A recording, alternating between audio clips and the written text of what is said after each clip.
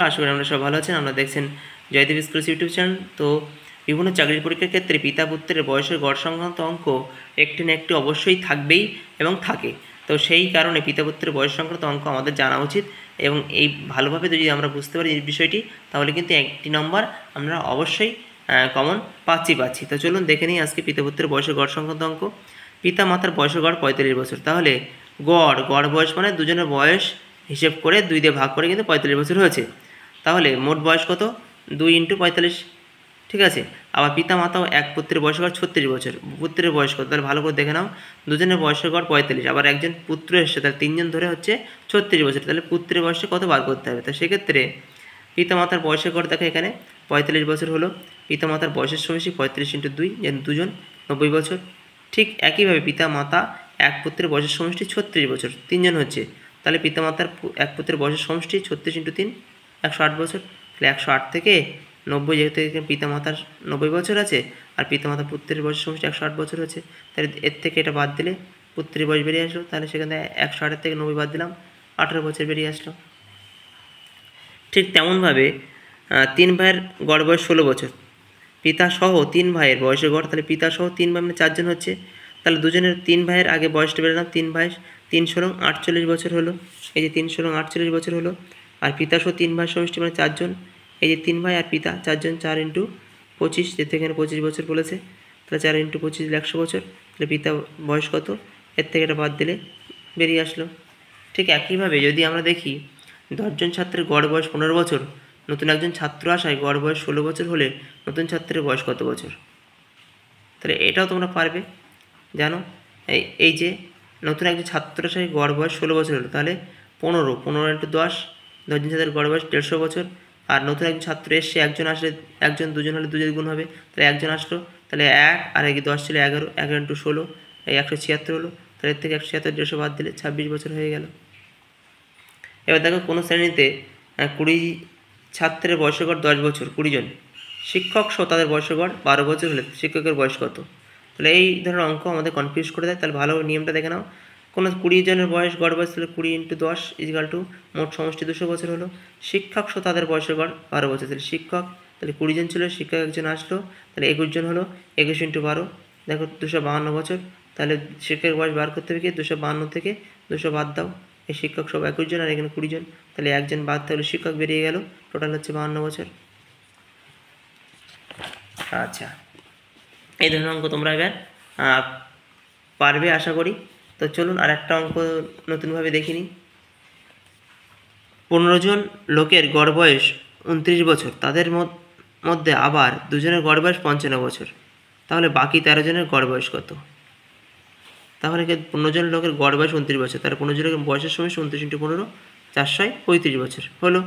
তাদের মধ্যে আবার দুজনের গড় বয়স 55 বছর, দুজনের দেখো, দুজন 15 থেকে দুজন 55 × 2, 110 বছর। তাহলে বাকি 13 জনের গড় বয়স, তাহলে 13 জনের গড়, এই যে 15 জনের সমষ্টি, এর থেকে দুজনের বয়স সমষ্টি বাদ দিয়ে 325 বছরের গড় বলেছে, তাহলে গড় এইখানে 13 জন বলেছে, তাহলে 13 দিয়ে ভাগ হলো 25 বছর, ঠিক আছে। এইবার দেখে নেব আরেকটি অঙ্ক। পিতা পুত্রের বয়স অনুপাত 10:3, পুত্রের বয়স 18 হলে পিতার বয়স কত? পিতা পুত্রের বয়স অনুপাত 10:3, পুত্রের বয়স 18 হলে পিতার বয়স কত? তাহলে এখানে পিতা হচ্ছে 10 আর পুত্র হচ্ছে 3, পুত্রের বয়স কত বলেছে? 18, ঠিক আছে। তাহলে পিতার বয়স কত? এক্ষেত্রে দুটো নিয়মে করা যায়, কিন্তু ধরে মনে করি পিতার বয়স 10x বছর আর পুত্রের বয়স 3x বছর। তাহলে কি বলেছে? পুত্রের বয়স 18 বছর, তাহলে 3x = 18, x থাকলো, 3 ওই থেকে ভাগ হয়ে গেল। তাহলে দেখো 18 কে 3 দিয়ে ভাগ করলে 6 হয়। তাহলে পিতার বয়স কত? পিতার বয়স দেখো, পিতার বয়স 10 × 6, অর্থাৎ 10x বলেছি, আমরা 10x ধরেছিলাম, তাহলে 10 × 6 60 বছর। আবার দেখে নাও, পিতা পুত্রের বয়সের অনুপাত 7:2, 5 বছর পর তাদের বয়স অনুপাত 8:3 হবে, তাদের বর্তমান বয়স কত? এই ক্ষেত্রে আমাদের কনফিউজ করে দেয় যে বর্তমান বয়স অনুপাত 7:2, 5 বছর পর তাদের বয়স অনুপাত 8:3 হবে, তাদের বয়স অনুপাত কত? তাহলে আমরা যদি দেখি ভালো করে, পিতা পুত্রের বর্তমান বয়সের সমষ্টি মনে করো 7:2 মানে 7x আর 2x ধরলাম, ঠিক আছে। এবার বলেছে 5 বছর পর, তাহলে 5 বছর পর মানে কি? 5 যোগ হবে, তাহলে 7x থাকলো প্লাস 5 হলো, নিচে 2x প্লাস 5 হলো, 8-3 হবে, তাহলে 8-3 বসালাম। 8:3 মানে 8/3। এবার কোনাকুনি গুণ করে এদের গুণ করে টোটাল এক্সের মান বার করলাম। তাহলে এক্স 5 বছর, তাহলে পিতার বয়স 7x, যেহেতু 7x ধরেছিল এখানে 7x আমরা ধরেছিলাম। 7 5 7 35, পুত্রের বয়স 2x 2 ইন্টু 5 10 বছর। আচ্ছা, এবার দেখো পিতার বয়স পুত্রের বয়সের 4 গুণ, 20 দাগ। পিতার বয়স পুত্রের বয়সের 4 গুণ। 6 বছর পূর্বে পিতার বয়স পুত্রের বয়সের 10 গুণ ছিল। পিতা পুত্রের বর্তমান বয়সের অনুপাত কত? তাহলে পিতা বয়স পুত্রের বয়সের 4 গুণ। তাহলে মনে করো এক্স হলো পিতার বয়স, পুত্রের বয়স এক্স, তাহলে পিতার বয়স হচ্ছে 4x, 4 গুণ বলেছে।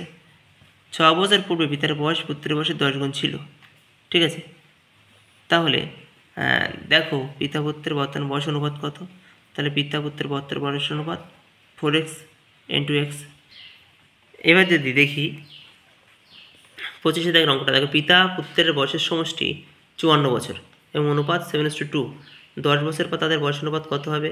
তো দেখো পিতা পুত্রের বয়সের সমষ্টি 54 বছর এবং অনুপাত 7:2। 10 বছর পর তাদের বয়স অনুপাত কত হবে? তাহলে পিতার বয়স মনে করো 7x বা 7 ক, ঠিক আছে, আর পুত্রের বয়স হচ্ছে 2 ক। তাহলে 7x + 2x = 54 বছর। যদি সমষ্টি বলেছে তাহলে 7 + 2 যোগ হলো, এই যোগ বসলে 54 বছর। তাহলে এখানে কর মান বা এক্সের মান বার করো। 6 7, দেখো 7 আর 9 9 9 এদের ভাগ হয়ে যাবে, 6 9 54, 6 হলো। তাহলে কি হলো? পিতার বর্তমান বয়স কত? পিতার বয়স 7 × 6, যেহেতু কর মান বেরিয়েছে 6। 2 দেখো 2 তাই 6 3 12 বছর। তার 10 বছর পর পিতার বয়স হবে কত?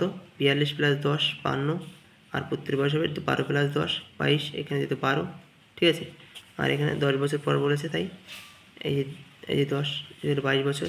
তো 10 বছর বয়স অনুপাত হবে 52 × 22 বা 52/22 = 26/11।